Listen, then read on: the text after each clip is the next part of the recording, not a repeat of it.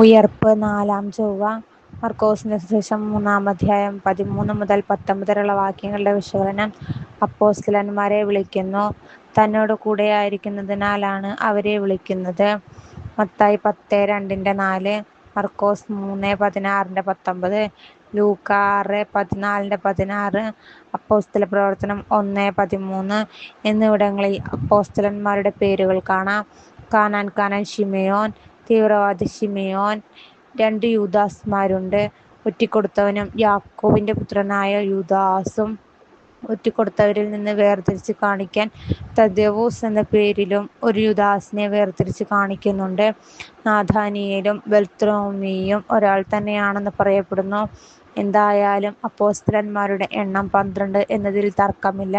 അത് ഇസ്രായേലിനെ ഭരിക്കുന്ന 12 ഗോത്രങ്ങളെ അനുസ്മരിക്കുന്നു.